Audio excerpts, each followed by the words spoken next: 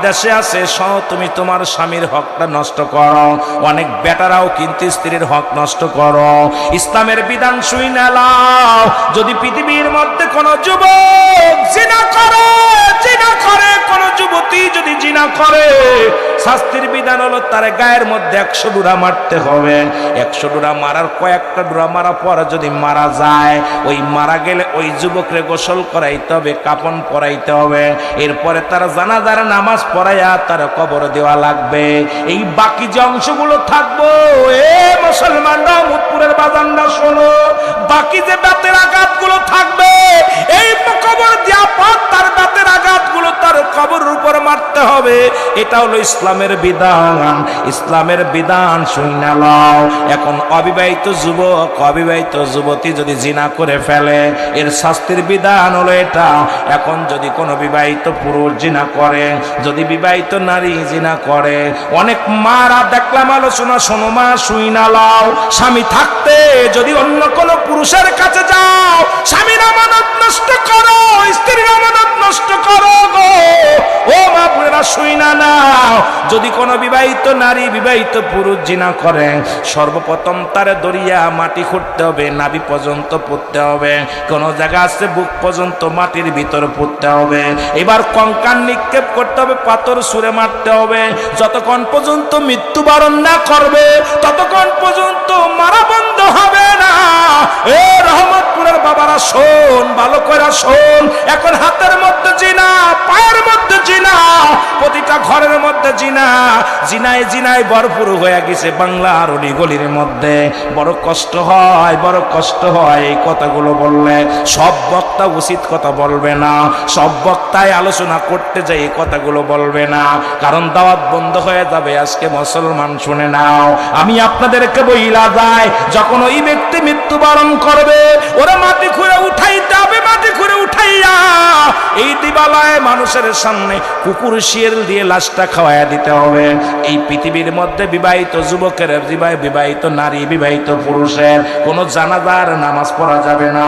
পৃথিবীর মধ্যে যদি কোনো জিনাকারী যুবক যুবতী মারা যায়, যদি কোনো বিবাহিত মুসলমান শুনে নেন, বিবাহিত নারী পুরুষ যদি মারা যায়, এই জিনাকারী যুবক যদি হয়, ওর জানাজা পড়া যাবে না, কবর দেওয়া যাবে না, ওকে গোসল করানো যাবে না, পৃথিবীর মধ্যে রাস্তার মধ্যে ফেলে দিতে হবে, দিবালয় কুকুর শিয়ালদের তাদের খাওয়া দিতে হবে। এটা হলো আল্লাহর বিধান, এটা হলো ইসলামের বিধান। আজকে আমার দেশে জিনা হয়, টাকার বিনিময়ে মামলা দিয়া সারাই আনি। আমার যুবকেরা জিনা করে, তার পক্ষে বাবা উকলাতি করে। আমি কই যে সন্তান জিনা করে, আদালতে যায় বল, আদালতে যায় উকিলকে বল, জজ সাহেবকে বল, আমার ছেলের রায় দাও, ফাঁসির রায় দিয়ে দাও। ওই সন্তান আমার নয়, ওই সন্তান আমার নয়, ওই সন্তান ইয়াউমাল কিয়ামতের ময়দানে আল্লাহর আদালতে যেদিন দাঁড়ায় যাবি রে, ওই ছেলের কারণে জাহান্নামী, ওই মেয়ের কারণে জাহান্নামী। এই দুনিয়ার মধ্যে আমানত রাখছে সন্তান তোমার, ওই জিনাকারী সন্তানের দরকার নাই, ওই জিনাকারী মেয়ের দরকার নাই, ওই জিনাকারী সন্তানের তুমি পরিচয় দিও না। ওদেরকে ছুঁড়ে মারো, রাস্তায় ছুঁড়ে মারো, জোরে জোরে চিল্লায় বলো আল্লাহু আকবার। একটা বিচার যদি রহমতপুরের জমিনে হতো, একটা বিচার যদি মিঠামনের জমিনে হতো, আমার বিশ্বাস অত্র জমিনের মধ্যে আর জিনা ব্যভিচার চিরতরে বন্ধ হয়ে যেত। জোরে বলেন ঠিক কিনা? খলিফা হযরত ওমর ফারুক ডাকতে বলে, যুবক,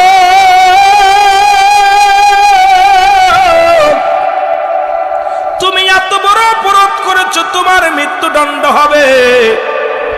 যুবক বলে, খলিফা আমিনুল মুমিনিন, আমি জানি আপনি ন্যায়পরায়ণ বাদশাহ, আপনার কদমের মধ্যে আমি বন্যায় বিচার পাব না, আপনার কাছে আমি ন্যায় বিচার পাব। এই জন্য আমার বাবাই যখন আমার হাত ধরে ডেকে আনছে, আমি চলে আসি। যুবক কেমন বলতেছে? যুবক বলে, হুজুর, আপনি আমার মৃত্যুদণ্ড দিবেন, মেনে নিলাম, শিরচ্ছেদ করবেন, মেনে নিলাম, আমাকে আপনি হত্যা করবেন, মেনে নিলাম, আমার আপনার বিচারের কাছে আমার একটু সন্দেহ নাই, আপনি যে বিচার করবেন আমি মাথা পেতে মেনে নিলাম, তবে আমার বিচারের আগে আমার বাবার বিচারটা করা লাগবে।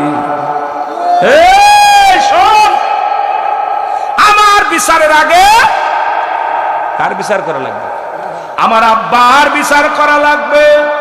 খাত্তাবের বেটা ওমর ফারুক রাগান্বিত হইয়া রাগে ঠকবাক করে গায়ের মধ্যে কাঁপন শুরু হয়ে গেছে।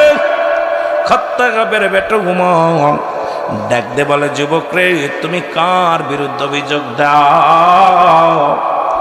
তুমি তোমার বাবার বিরুদ্ধে অভিযোগ দাও, তুমি কি জানো না কেউ?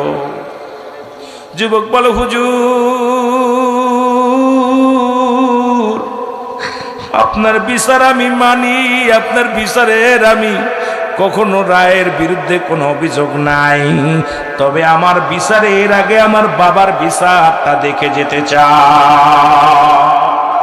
এ মুসলমান, শুনে নাও, দিলের কান্ডায় লাগা শোনো। যুবক ডাকতে বলে, হুজুর, এক নাম্বার অপরাধ আমার আব্বার, সে আমাকে একটা ভালো মা দেয় নাই। এক নাম্বার অপরাধ আমার মা। এখন আপনার ছেলেকে বিয়ে দেওয়ার আগে ওই ছেলেটা দেখবেন মেয়েটা নামাজ পড়তে পারে কিনা, ওই মেয়েটা পর্দায় থাকে কিনা, ওই মেয়েটা কোরআন পড়তে পারে কিনা। এখন আমরা সুন্দরী পুজোরি চকচক করলেই তো পাগল হয়ে যায়। এরা দেখি না আগের যুগের মানুষ যখন বিয়ে শাদী ছেলেদেরকে দিত, মারকুল মাতৃকুল পিতৃকুল ভালো করে টুকায়া টুকায়া দেখতো। তারা রূপ দেখতো না, তারা দেখতো গুণ। তারা দেখতো না কত কালো মেয়েগুলো ভালো জায়গা বিয়ে হয়ে যেত। আমার যুবকরা এখন সুন্দরী পাগল, দলামূলর পাগল। এখন দলামূল দেখলে আর পাগল হয়ে যায়।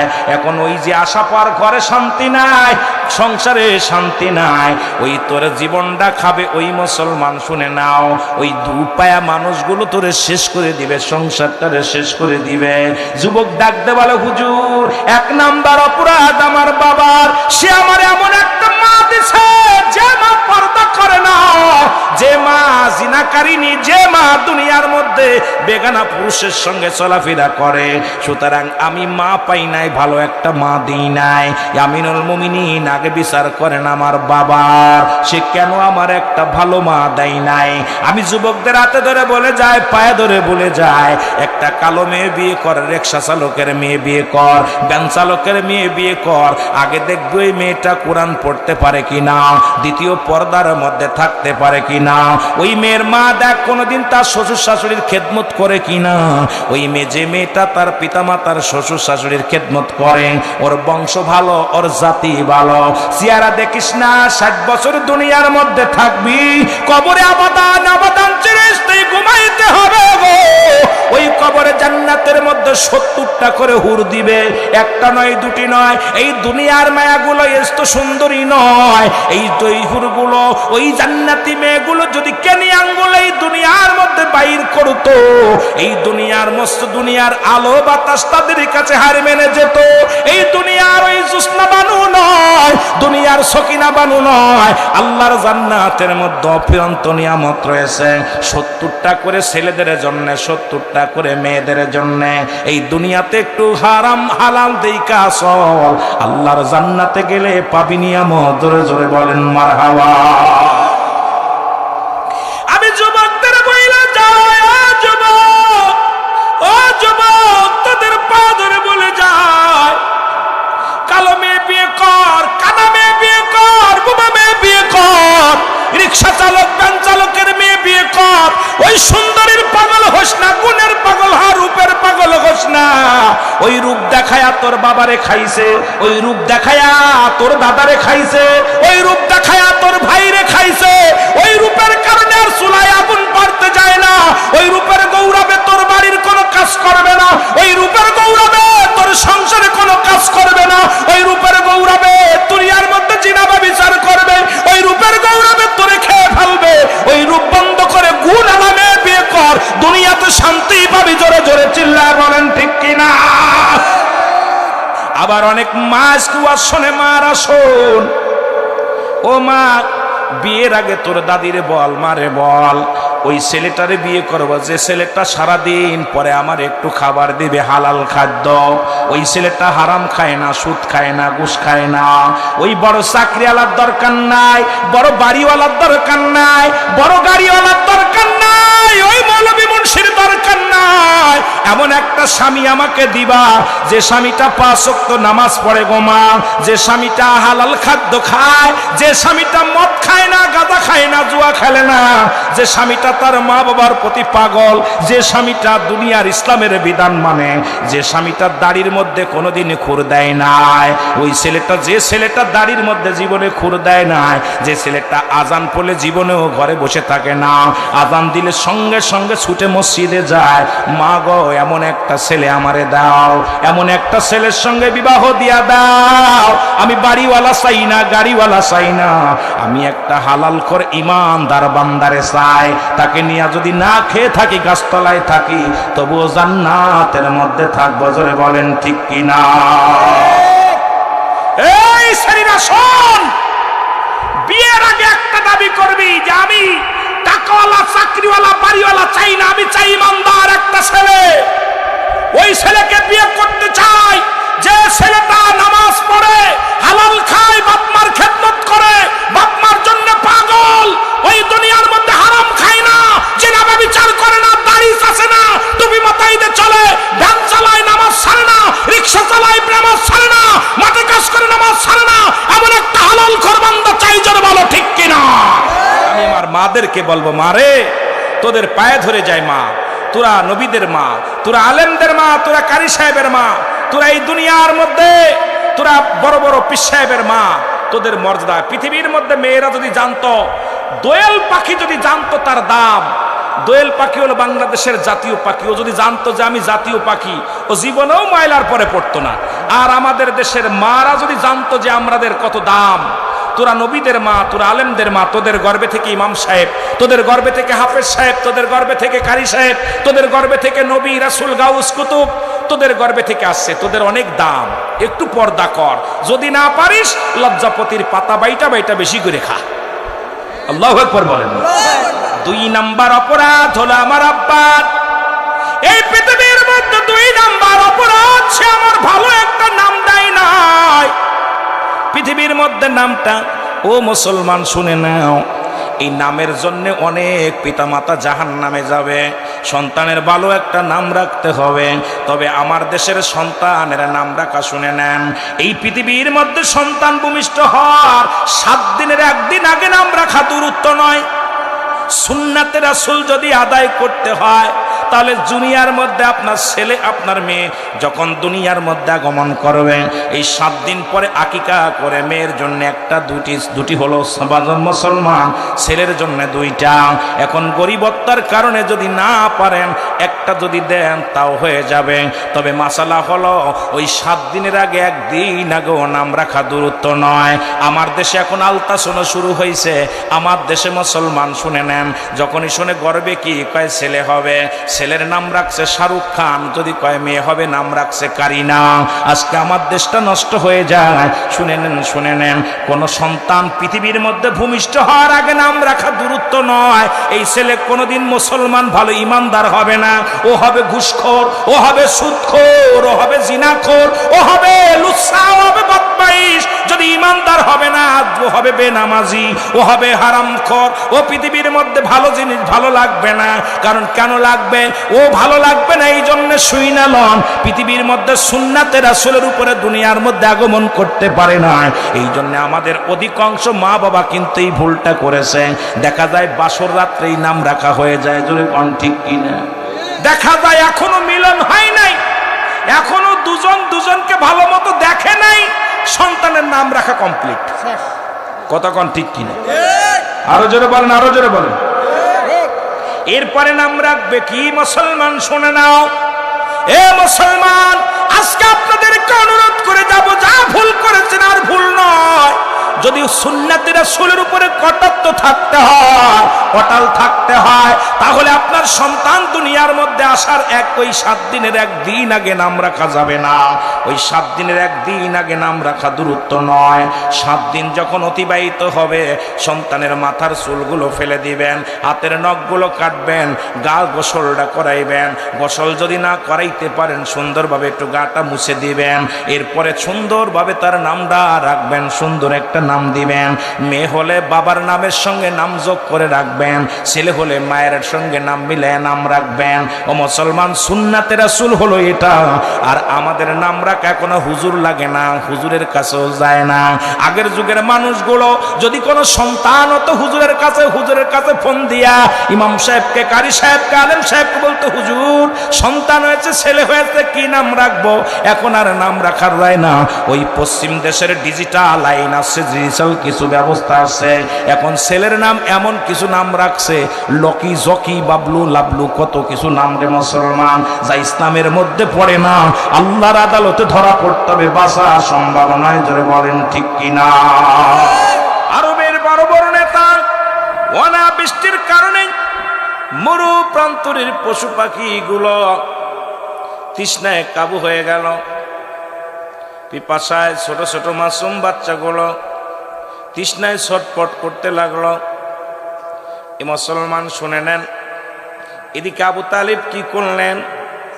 ও দুনিয়ার মানুষ শুনে নাও, আমার নবীজিকে রেখে সব নেতারা, 40 জন নেতা, মক্কা মদিনার 40 জন নেতা, যেমন আপনাদের এক এক গোষ্ঠীর এক একজন মাতবার আছে, তৎকালীন জামানায় 40 জন মাতবার একত্রিত হইয়া কাবার ভিতরে পশু জবাই করল।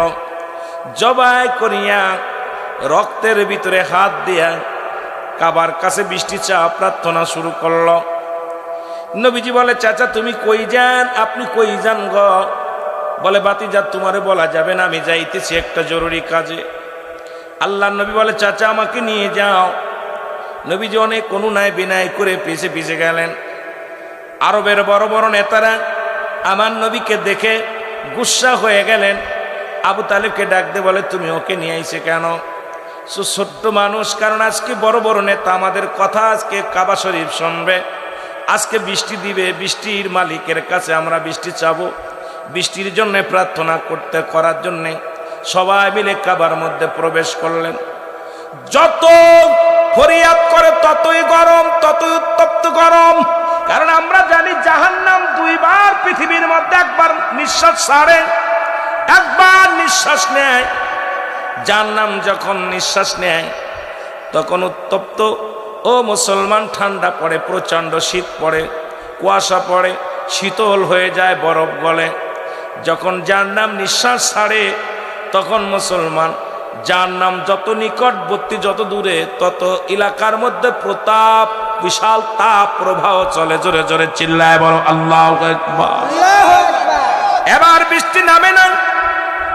হুজুর আকরাম সাল্লাল্লাহু আলাইহি ওয়াসাল্লাম দূরে যা বলে, চাচা আবু তালিব, এ মক্কার মদিনার মুরব্বীরা শোনো, নেতারা শোনো, এইভাবে পড়লে, এইভাবে যদি সারা জিন্দেগি ভরে বৃষ্টি চাও, বৃষ্টি আসবে না।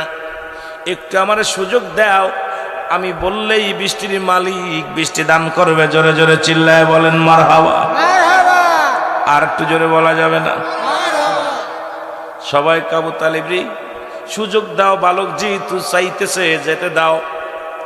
আল্লাহর নবী কাবা শরীফের ভিতরে যায়, কাবার মধ্যে হাত ঢুকায়া দিয়া ডাক দে বলে, কাবার মালিক, আমার মালিক শুনে নাও, আমি মুহাম্মদ, এই মক্কা মদিনার বুকে বৃষ্টি হয় না। এইভাবে হাতটা উঠায়া দিলেন। নবীজি দুভাবে দোয়া করতেন, একটা হলো সিধে, একটা হলো উল্টা। কারণ শরিয়াতের কেবলা কাবা, দুজানের কেবলা রাহমাতাল লিল আলামিন, মুনাজাতের কেবলার সে আজিম। জোরে জোরে চিল্লায় বলা যাবে না সুবহানাল্লাহ? আল্লাহ নবী ডাক দিয়ে বলে, কাবার মালিক,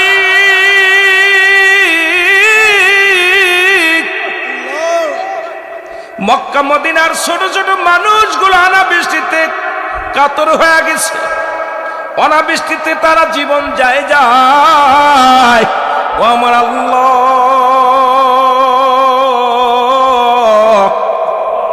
আমি মুহাম্মদ আপনার কাছে ফরিয়াদ করি, আপনি দয়া করে বৃষ্টি দান করেন। জোরে জোরে চিল্লায় বলেন মারহাবা।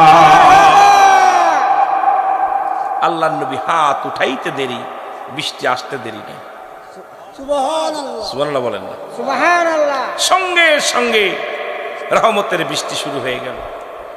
ওই জায়গা থেকে 30 জন, প্রায় 30 জন নেতা কই যে আব্দুল্লাহর বেটা মুহাম্মদ এর ধর্ম সঠিক, এটাই সত্য ধর্ম।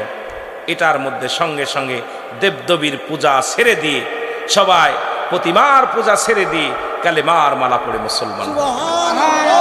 আরো জোরে। সাথে ছিল আবু জাহেল। আবু জাহেল কয় অসম্ভব, ওই ছোট্ট বালক আমাদের নাক কেটে দিছে। কি কেটে দিছে? নাক কেটে দিছে, অপমানিত করছে, লাঞ্ছনা দিছে, কষ্ট দিছে। বৃষ্টিটা আমাদের প্রার্থনায় নেমেছে। আমার নবী কয় না, যদি তোমাদের প্রার্থনায় নামে তাহলে বৃষ্টি বন্ধ করার জন্য তোমরা প্রার্থনা করো, দেখি বন্ধ হয় কিনা। সুবহানাল্লাহ কইতে এত যদি পারো বন্ধ করার জন্য প্রার্থনা করো। সবাই মিলে কাবার চারিপাশে কান্নাকাটি শুরু করে দিল। কেউ কাঁদতে কাঁদতে চোখের পানি পড়তে পড়তে একদম দাড়ি ভিজে যায়। ও মুসলমান শুনে নাও, মাওলা বৃষ্টি থামায় না। আমার নবী ডাক দেখ, আমার মাওলা বৃষ্টির আর প্রয়োজন নাই, তুমি এখনই বন্ধ করে দাও। সঙ্গে সঙ্গে আমার আল্লাহ বন্ধ করে দিচ্ছে। জোরে বলেন মারহাবা। এ মুসলমান শোনো, কোথায় কি লাগবে সব কিছু জানেন কে? জোরে বলেন জানেন কে? এই জন্য আমার আল্লাহ বলেন, একমাত্র কাফের বেঈমানেরা, মুনাফিকেরা, যারা পৃথিবীর মধ্যে চন্দ্র পূজা করে, যারা প্রতিমা পূজা করে, যারা দেবতা পূজা করে, আল্লাহ জানিয়ে দেয়, হাবিবের ওদের জানায়া দেন আমি এক। তারা যেন শরিক না করে, শিরকি গুনাহ না করে। আজকে যে উত্তরবঙ্গে শিরকি করে, দক্ষিণবঙ্গে শিরকি করে, এই শিরকি গুনাহ আমার আল্লাহ মাফ করবে না। আল্লাহ বলেন হাবিব ওদের জানায়া দেন, আল্লাহু আল্লাহু আহাদ আল্লাহুস সামাদ লাম ইয়ালিদ ওয়া লাম ইউলাদ ওয়া লাম ইয়াকুল লাহু কুফুয়ান আহাদ। জোরে জোরে চিল্লায় বলা যাবে না আল্লাহু আকবার। আল্লাহ বলেন হাবিব ওদের জানায় দেন, কুল, আপনি বলে দেন। কে বলে দিবে? আমার আল্লাহ বলে হাবিব ওদের জানায় দেন। নবীকে বললেন জানায় দাও, আমি আল্লাহ এক। আল্লাহ কয়জন? জোরে বলেন আল্লাহ কয়জন? আর একটু জোরে কইতেন নি? আল্লাহ বলে হাবিব রে ওদেরকে জানায়া দেন আমি আল্লাহ এক। আমি কয়জন? আমি একা, আমার কোনো শরীক নাই। আল্লাহর কোনো শরীক আছে? আমি কাউকে জন্ম দিই নাই, কারো থেকে জন্ম নিই নাই। আসমান জমিনের মধ্যে, এই আসমান জমিনের মধ্যে যা কিছু আছে, এ মুসলমান শুনে নাও, এই পৃথিবীর মধ্যে তার সমতুল্য, তার সমকক্ষ পৃথিবীর মধ্যে আর কেউ নাই। সুতরাং যদি কিছু চাইতে হয় মাওলার কাছে চাও, এমন ভাবে বিনয় বিনয় চাও। তবে 6 শ্রেণী মানুষের মাধ্যম দিয়া দোয়া করা যায়। তাদের মধ্যে 1 নম্বর হলো নবীগণ, 2 নম্বর হলো অলিগণ, 3 নম্বর হলো গাউসগণ, 4 নম্বর হলো কুতুবগণ, 5 নম্বর হলো আলেমগণ, 6 নম্বর হলো উলামাগণ। এই মুসলমান শুনে নাও, এই 6 শ্রেণী মানুষের মাধ্যম দিয়া মাওলার কাছে দোয়া চাওয়া যাবে। আল্লাহ অমুক ব্যক্তি কামেল মানুষ গো, ওর ওসিলায় তুমি দয়া করো, আল্লাহ পাক দয়া করবে। ব্যাঙ্গের ওসিলা ছেড়ে দাও, পৃথিবীর মধ্যে দেবতার ওসিলা ছেড়ে দাও, ওসিলা করো আল্লাহ পাকের মাহবুব বান্দাদেরকে। এই মাধ্যম দিয়া দোয়া চাওয়া যায়। এই 6 শ্রেণীর মানুষের মাধ্যম দিয়া আল্লাহর কাছেই প্রার্থনা করা যায়। জোরে জোরে চিল্লায় বলা যাবে না মারহাবা। নবীজি আছে উম্মতের কল্যাণ হয়ে। নবী বলেন হায়াতি খায়রুল লাকুম। আমার নবী বলে আমার হায়াতের জিন্দেগি আমার উম্মতের জন্য কল্যাণ স্বরূপ। জোরে বলে মারহাবা। আর একটু জোরে বলেন মারহাবা। নবী বলেন উম্মতিরা রে, আমি নবী দুনিয়ার মধ্যে আছি শরীয়ত তরিকত হাকিকত মারিফাত সব জায়গা আমি নবী। নবী বলেন হায়াতি খায়রুল লাকুম, আমার হায়াতের জিন্দেগিটা আমার উম্মতের জন্য কল্যাণকারক। কারণ পৃথিবীর মধ্যে যেদিকে তাকাইবেন সেদিকে আমার নবীর ওই নবীজির আদর্শ, যেদিকে তাকাইবেন সেদিকে আছে নবী। জীবন সংসার করবেন তার মধ্যে নবী, ব্যবসা করবেন তার মধ্যে নবী, চাকরি করবেন তার মধ্যে আমার নবী, রাষ্ট্র চালাবেন তার মধ্যে আমার নবী, কৃষকগিরি করবেন তার মধ্যে আপনার নবী, বকরি চড়াইবেন তার মধ্যে আপনার নবী, সংসার ধর্ম করবেন তার মধ্যে আমার নবী। মুসলমান শুনে নেন, পৃথিবীর মধ্যে সফর করবেন এর মধ্যে কল্যাণকারক হইয়া অল পৃথিবীর মধ্যে নবীজি আসলেন উম্মতের কল্যাণ স্বরূপ হইয়া। এই নবীর আদর্শ যার অন্তরের মধ্যে নাই সে কেমন মুসলমান? নবীজির গুণে গুণান্বিত হওয়ার দরকার আছে কি না?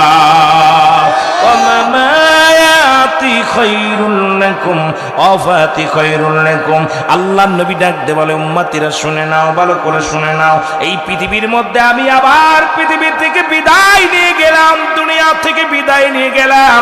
আমি নবী আমার উম্মতের জন্য এটাও কল্যাণ স্বরূপ। নবীজি ইন্তেকাল করেছে, এখন আমার দেশের কিছু বাতিল মৌলবীরা আছে কয় নবী মরে গেছে। নবী কয় ওফাতি খায়রুল লাকুম, আমার ওফাতটাও হলো আমার উম্মতের জন্য কল্যাণ স্বরূপ। জোরে জোরে চিল্লায় বলেন মারহাবা।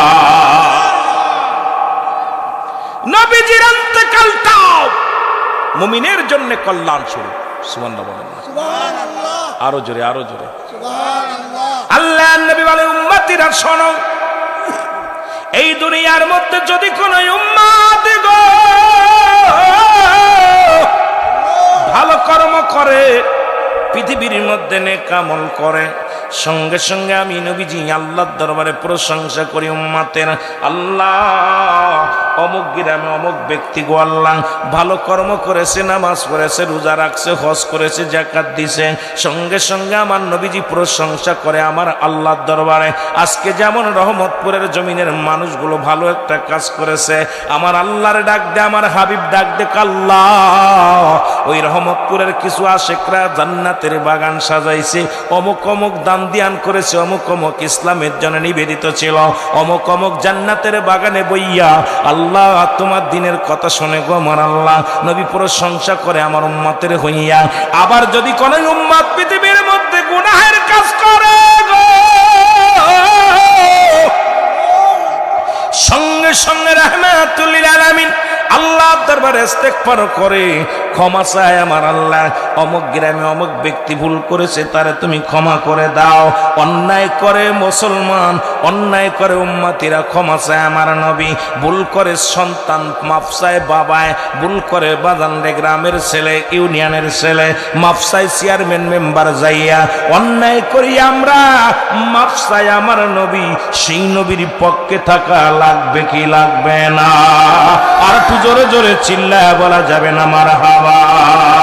ও নবী গো সালাত সালাম জানাই, সালাত সালাম জানাই আপনার পরে। ও নবী গো আমরা গুনাহগারে, বলো আমরা গুনাহগার গো নবী। আরো জোরে বলেন আমরা গুনাহগার গো নবী, আমরা গুনাহগারে। ও নবী গো ও নবী ও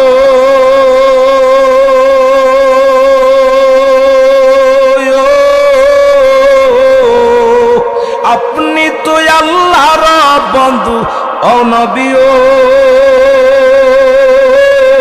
আপনি তো আল্লাহর বন্ধু, তুলনা নাই জগতে।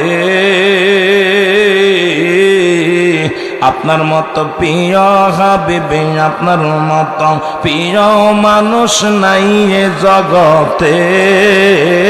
নবী গো আরো জোরে বলেন আমরা গুনাহগার গো নবী, আমরা গুনাহগারে ভালো হয় আমরা গুনাহগারে।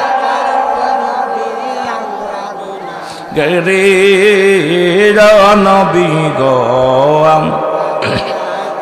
ইরসালাতু সালাম জানাই, সালাতু সালাম জানাই আপনার পরে।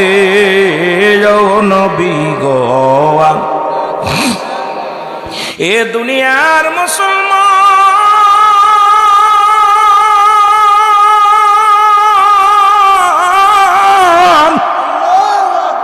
ওই তৎকালীন জামানার মানুষ দেবতা মূর্তির কাছে সাহায্য চাইতো, দেবতার কাছে সাহায্য চাইতো।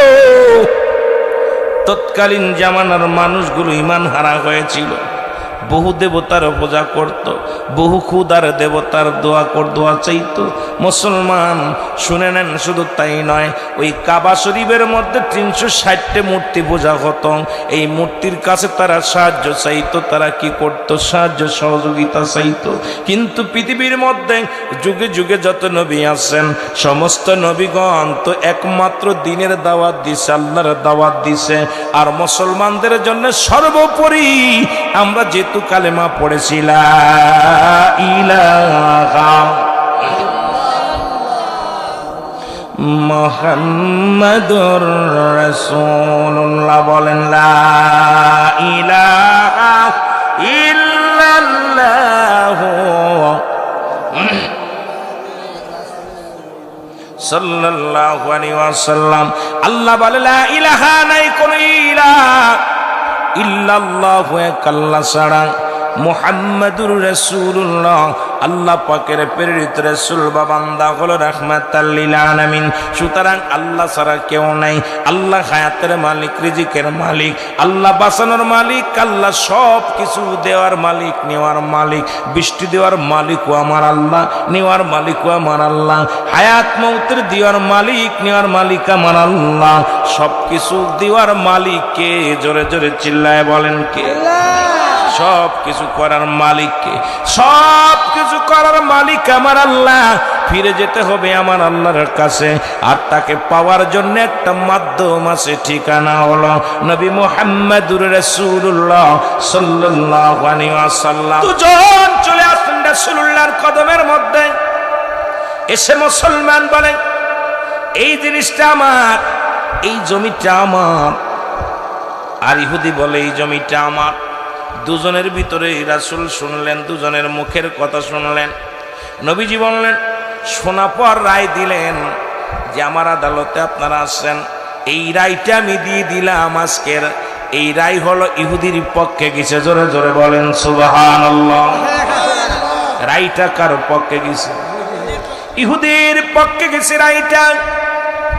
মুসলমান চিন্তা করে আমি হলাম মুসলমান, আমি হলাম দাড়িওয়ালা, আমি হলাম টুপিওয়ালা, আমি হলাম কোরআন আলা। রায় আমার পক্ষে রাসূল দিল না, আমার পক্ষে রায় না দিয়া নবীজি রায় দিলেন একজন ইহুদির পক্ষে। কেমন মুসলমান? এই রায় আমি মানি না, এই রায় আমি মানতে পারি না। ইহুদিকে বলে, ইহুদি রে, রাসূলুল্লাহ যে রায় দিছে এই রায় আমি মানি না, এই রায় আমি মানতে পারি না। তুমি যদি মানো, মানতে পারো, আমি মানতে পারি না। চলো যাই হযরতে আবু বকর সিদ্দিক রাদিয়াল্লাহু তাআলার কদমের মধ্যে যাই। যে আবু বকর নবীজির চাইতে 6 মাসের বড়, জ্ঞানী বড়, তার কাছে আমরা চলে যাই। ইহুদি বলে, তুমি কেমন মুসলমান গো? তোমার নেতা যেটা ফয়সালা দিছে আমি সেটা মেনে নিলাম। তোমার নেতা হুকুম দিছে, তোমার নেতা রায় দিয়েছে, আমি রায়ের বিরুদ্ধে অভিযোগ করি নাই। সুতরাং তুমি রায়ের বিরুদ্ধে অভিযোগ করো। তুমি কেমন মুসলমান? মুসলমান কয়, আমি মুহাম্মাদের রায় মানি না। যেতে হবে কার কাছে? যেতে হবে কোথায়? আবু বকরের কাছে। আবু বকরের কাছে গেলেন। হযরত আবু বকর রাদিয়াল্লাহু তাআলা আনহু দুজনের কথা শুনলেন, শুনিয়া রায় দিলেন। কয় আগে কে রায় দিছে? কয় রাসূলুল্লাহ। বলে আমার নবী যে রায় দিছে আমার রায়ও সেটাও। সুতরাং এই ফয়সালা আমি আবু বকরের ফয়সালাও হবে ইহুদির পক্ষে। জোরে জোরে চিল্লায়া বলা যাবে না সুবহানাল্লাহ। এ মুসলমান মানতে পারে নাই। মুসলমানের অন্তরের ভিতরে আঘাত লাগছে। চিন্তা করেন, আমি মুসলমান, আমি দাড়িওয়ালা, আমি টুপিওয়ালা, আমি পাগড়িওয়ালা, আমি কুরআন আলা, আমি হাদিস আলা। আল্লাহর নবী রায় আমার পক্ষে দিবেন, কিন্তু রাসূলুল্লাহ আমার পক্ষে রায় দিল না, রায় দিল একজন ইহুদির পক্ষে। আমি মানতে পারি না। চলো যাই। আবু বকর কাছে আমি রায় পালাম না। আবু বকর রায় দিলেন কার পক্ষে? ইহুদির পক্ষে। আমরা দুজনের রায় একজনের মানি না, যেতে হবে হযরত ওমর ফারুক রাদিয়াল্লাহু তাআলা আনহুর কাছে। জোরে বলা যাবে না আল্লাহু আকবার। হযরত ওমর তখন খাত্তাবের বেটা ওমর তার কাছে রায়ের জন্য রওনা হয়ে গেল। ইহুদি ডাকতে বলে, মুসলমান, তোমার এক নম্বর নেতা মুহাম্মাদুর রাসূলুল্লাহ সাল্লাল্লাহু আলাইহি ওয়াসাল্লাম রায় দিছে আমার পক্ষে, আমি মেনে নিছি। যদি রায় তোমার পক্ষে দিত আমি তাও মেনে নিতাম, কারণ মুসলিম মিল্লাতের নেতা, গোটা কুল কায়নাতের নেতা, যিনি নবীদের নবী, মক্কা মদিনার মহাতাপস, আরে মুসলমান নবী কুল শিরোমণি রাহমাতুল লিল আলামিন যে রায় দিছে আমি সেই রায়ে সন্তুষ্ট। তবে তুমি সেই রায়ে সন্তুষ্ট হতে পারো নাই, তুমি চলে গেলে আবু বকরের কাছে, তার রায়ে তুমি সন্তুষ্ট হতে পারো নাই, তুমি এখন যেতে চাও আর কার কাছে? আমি কোথাও যেতে পারবো না। ইহুদি বলা পর এবার মুসলমান কয়, না না, কারণ এই দুজনের রায় আমি মানি না, যেতে হবে হযরতে খাত্তাবের বেটা ওমরের কাছে। ওমর যে ফয়সালা দিবে, আর একটা ফয়সালা আমি আর কোন তোমার কাছে কারোর কাছে ফয়সালা চাব না, চলো যাই হযরত ওমরের কাছে। ওমর যে ফয়সালা দিবে এটা আমি মেনে নিব। জোরে জোরে চিল্লায় বলা যাবে না আল্লাহু আকবার। আল্লাহ কমিনান নাস, মানুষের মধ্যে মাকুল, তারা বললে আমার না তার ঈমান আনছে। এ মুনাফিকরা শোন, আল্লাহর কোরআন কি কয়? আল্লাহ কমিনান নাস, মানুষের মধ্যে মাকুল, তারা বলবে আমান্না, তারা ঈমান আনছে বিল্লাহি, আল্লাহর প্রতি। এক শ্রেণী মানুষ আছে মুসলমান, শুনে নাও, এই এক শ্রেণী মানুষ আল্লাহর নবীর কদমের মধ্যে যাইতো, নবীরে ধোঁকা দিতে এখনো আছে অসংখ্য মুসলমান। দাড়ি টুপি জুব্বা পাগড়ি সব আছে, নামাজ পড়ে না। দাড়ি টুপি জুব্বা পাগড়ি সব আছে, ঈমান ভালো তাজা না।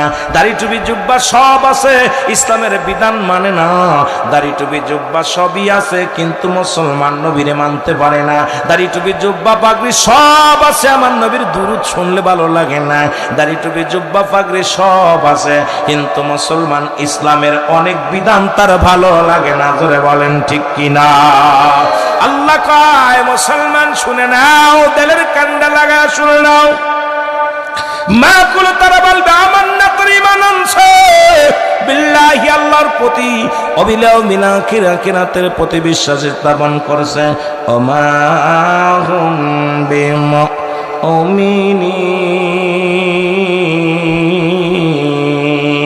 আল্লাহ কয় তারা মুমিন বলে, মুত্তাকিন বলে দাবি করবে। জোরে জোরে চিল্লায় বলো মারহাবা। একটু মহব্বতে চিল্লায় বলা যাবে না আল্লাহু আকবার। গভীর মনোযোগ, যে কথাগুলো বলতেছিলাম দিলটা নরম করে হৃদয় দিয়ে উপলব্ধি করতে হবে কথাগুলো। মুনাফিক তৎকালীন জামানায় ছিল, এখনো আছে, তাদের চিনার দরকার। কোরআন থেকে আলোচনা করতেছি, কোরআন কি বলে শুনে নেন বাবা। এটা আমি আপনাদেরকে জানাইবো, ধীরে ধীরে আমি জানাই গো মুসলমান। আল্লাহ নবীর কদম থেকে, হযরত আবু বকরের কদম থেকে ইহুদি মুসলমান দুজনে রওনা হয়ে গেছে গো। হযরত ওমর ফারুক রাদিয়াল্লাহু তাআলা আনহু কদমের মধ্যে চলে গেলেন। খলিফা হযরত ওমর ফারুক দুজনকে দেখে ডাক দিলেন, দুজনকে বসতে দিলেন। হযরত ওমর বলে, তোমরা কিসের জন্য আসছো? কয় আমরা একটা ফয়সালা। কি ফয়সালা? কয় ফয়সালাটা হলো ফয়সালা। কয় কি ফয়সালা? তোমরা গিয়েছিলে কোথায়? এই ফয়সালার জন্য কারোর কাছে গিয়েছিলে নাকি? কয় হ্যাঁ। কোথায় গিয়েছিলাম? রাহমাতুল নবী রাহমাতুল লিল আলামিনের কাছে গিয়েছিলাম। কয় নবীজি কি রায় দিয়েছে? কয় ইহুদির পক্ষে রায় দিছে। আল্লাহ নবীর পাগল আশিক ওমর ডাক দে, কয় ও মুসলমান, নবী কি রায় দিছে বলো গো। কয় আল্লাহ নবী দুজনের আলোচনা শুনিয়া, দুজনের কথা মুখের কথা শুনিয়া রায়টা দিছে কার? ইহুদির পক্ষে দিয়ে দিছে। আমি মানতে পারি নাই, যেহেতু আমি দাড়িওয়ালা, আমি টুপিওয়ালা, আমি পাগড়িওয়ালা, এই রায়টা আমি পাবো, কোনো মুসলিম পাইতে পারে না। তারপরে কি হয়েছে? কয় গিয়েছিলাম আবু বকরের কাছে। আবু বকর কি রায় দিছে? কয় আবু বকর শুনিয়া রায়টা দিছে কার পক্ষে? রায়টা দিছে হযরত বাজান রে, আবু বকর রায় দিয়েছে কার? ইহুদির পক্ষে। পক্ষে। এবার আপনার কাছে আসি, আপনি আপনি কথাটা শোনেন, শুনে আমাদের রায় দেন। হযরত ওমর ফারুক দুজনের কথা শুনিয়া বলল, আমিও রায় দিব, যেহেতু দুজনেই রায় দিছেন। যে ব্যক্তি আবু বকর রায় মানে না, যে রাসূলুল্লাহর রায় মানে না, আমি ওমর ফয়সালা দিব গো। দাঁড়াও, একটু দেরি করো, আমি ফয়সালা দিব, তোমার ফয়সালা দিয়ে দিব। ভিতরে ঢুকে গেলেন, ঘরের মধ্যে ঢুকে গেলেন, ঢুকে খোলা তরবারি নিয়া মুসলমান চাকচিক্কা একটা তরবারি নিয়ে বাইর হয়ে আসলেন। বাইর হইয়া ডাক দেখায়, ও মুসলমান, আয় আয় আয় আয়। যিনি আমার রাসূলুল্লাহর বিচার মানতে পারে নাই, যিনি হযরত আবু বকরের বিচার মানতে পারে নাই, যিনি রাসূলুল্লাহর বিচারে সন্তুষ্ট হতে পারে নাই, যিনি আবু বকরের বিচারে সন্তুষ্ট হতে পারে নাই, আমার কাছে ফয়সালা আমি দিব। এক কোপের সঙ্গে সঙ্গে ও মুসলমান, মুসলমানের কাল্লাটা দ্বিখণ্ডিত করে ফেলেছে। জোরে জোরে চিল্লায়া বলা যাবে না মারহাবা। এলাকার মধ্যে রব উঠে গেল, মুসলমান মুসলমানদের হত্যা করেছে। এর বিশাল শোনো, ইহুদি খ্রিস্টানরা একটা সুযোগ পেয়ে গেলেন। ইহুদিরা কয়, খ্রিস্টানেরা কয়, নাসারারা কয়, শুনেছ কিনি? মুসলমানরা দাড়িওয়ালারে কোরবানি করেছে, টুপিওয়ালারে জবাই করেছে, কোরআনওয়ালারে জবাই করেছে। সুতরাং মুসলমানকে হত্যা করেছে। তোমরা শুনছনি? এদিক রাসূলের কানে খবর আসলো, নবীজির কানে আসলো, হযরত ওমর ফারুক মুসলমানকে হত্যা করেছে। কাকে হত্যা করেছে? জোরে বলেন, কাকে হত্যা করেছে? মুসলমানকে হত্যা করেছে। হযরত ওমর ফারুক হত্যা করেছে, মুসলমানকে হত্যা করেছে। লোকজন, মুসলমানদের মধ্যে একটা কেমন উত্তেজনা দেখা দিল। সবাই কয়েক মুসলমানদের হত্যা করেছে মুসলমানেরা। এবার নবীজির কাছে বিচারের জন্য চলে গেলেন লোকজন। ইয়া রাসূলুল্লাহ, ইয়া হাবিবাল্লাহ, নবী গো,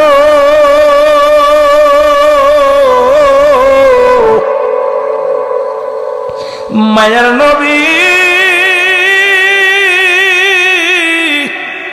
মায়ার নবী গো, যে মুসলিমকে উমর হত্যা করেছে তার দাড়িও ছিল, টুপি ছিল, পাগড়ি ছিল, সব কিছু ঠিক ছিল নবী গো। তার ভিতরে তো কোরআন ছিল, তার ভিতরে তো দাড়িও ছিল, টুপিও ছিল।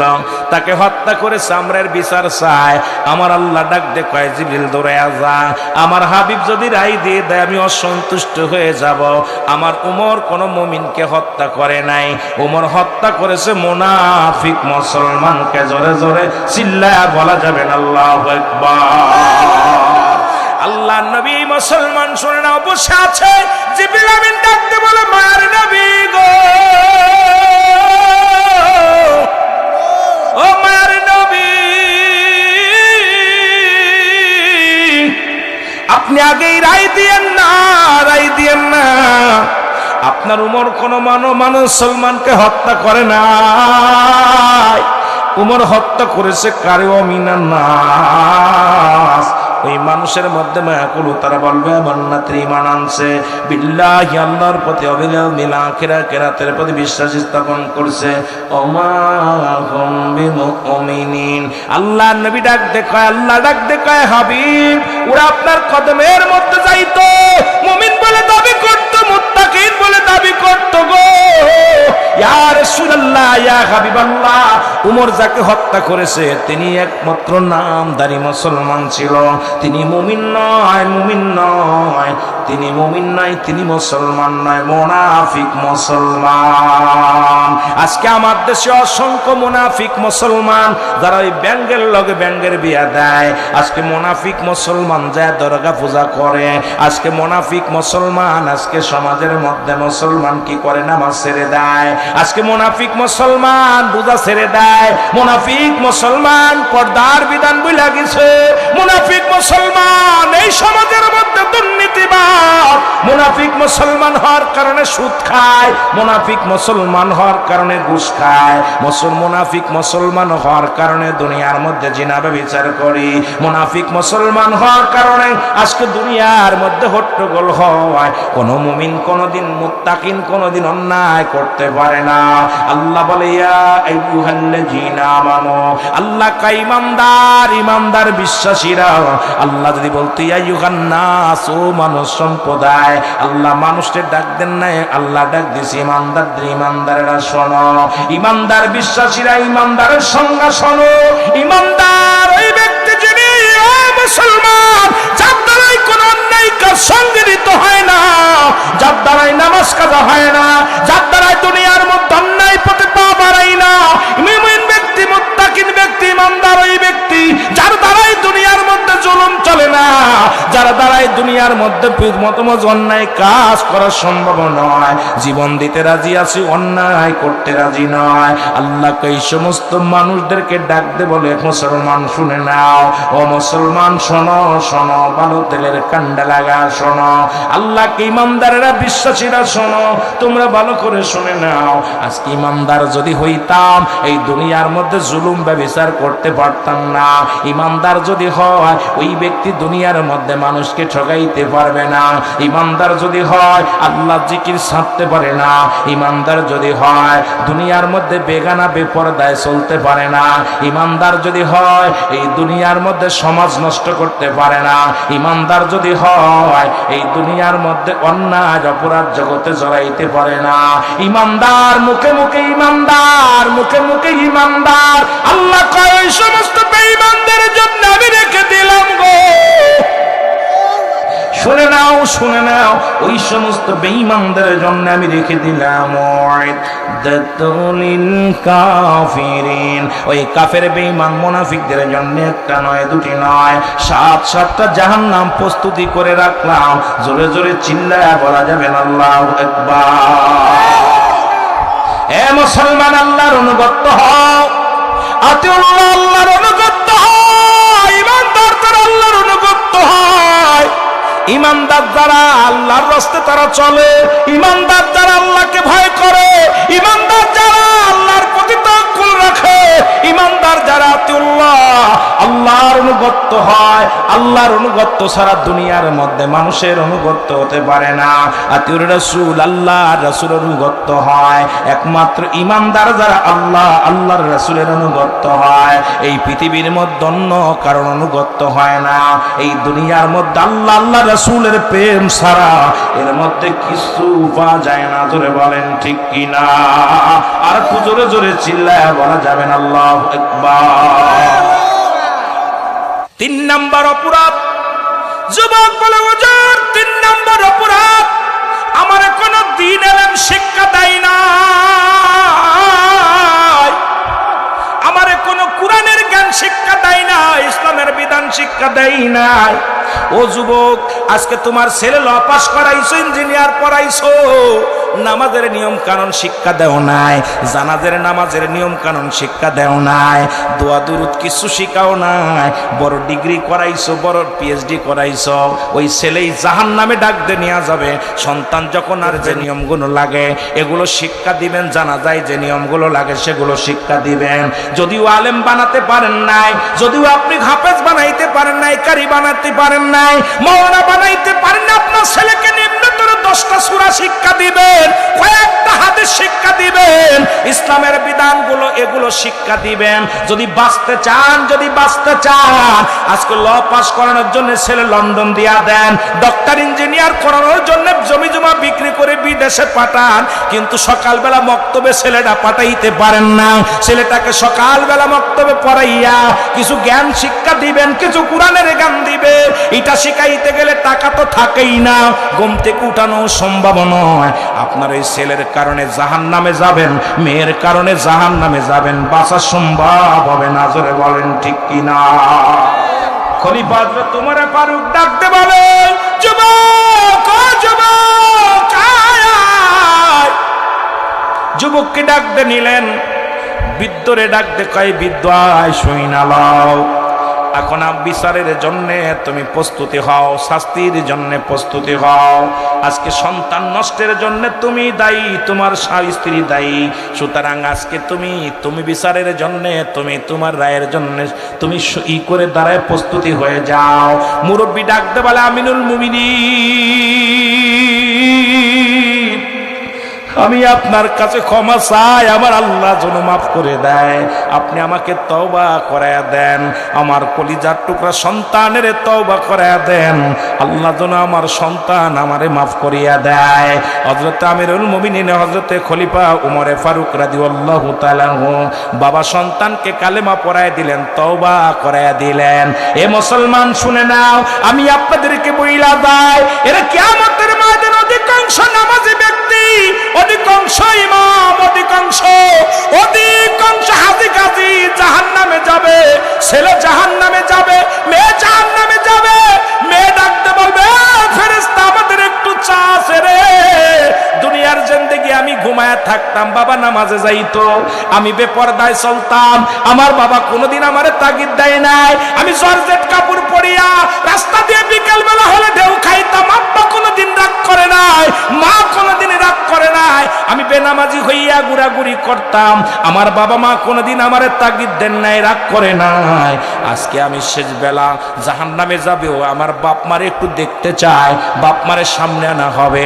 পিতা মাতার বুকের মধ্যে লাথি মারবে সন্তান, ওই সন্তান এসে ডাকতে বল, বাবা তুমি হজ করেছো, মক্কা মদিনায় গেছো, তুমি তো একদিনও নামাজের জন্য আমার তাগিদ দাও নাই, একদিনও তুমি আমার নামাজের জন্য জোর করে নামাজে নিয়ে যাও নাই, একদিনও নামাজ না পড়লে খানা বন্ধ করে দাও নাই, একদিন আমি খারাপ পথে গেলে তুমি আমারে কোনোদিন রাগ করো নাই।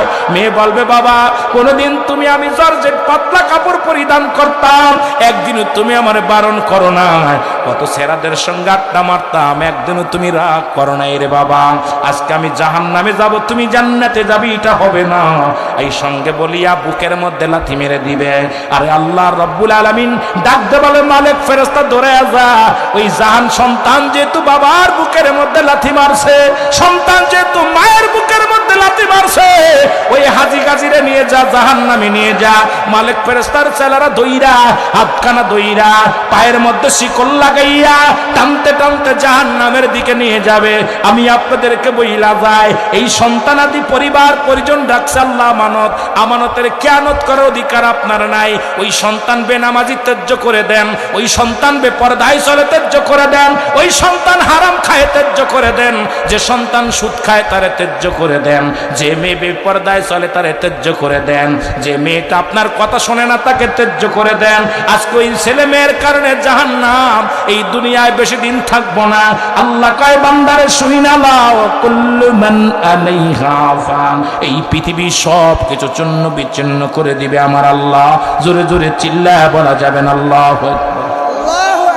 আল্লাহ ডাকতে বল, বান্দা শুইনা লাও গো, এই জমিনটা আমি রাখবো না, এই জমিনটা আমি চূর্ণ বিচ্ছিন্ন করে দিব।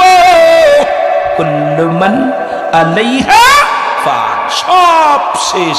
আল্লাহ কয়, বান্দা এই জমিনটা আমি চূর্ণ বিচ্ছিন্ন করে দেব, এই জমিনের মাটিগুলো পুরো আমি তামা বানায় দিব, এই জমিনের যত পানি আছে সব পানিগুলো পুড়ে ছাই বানায় দিব।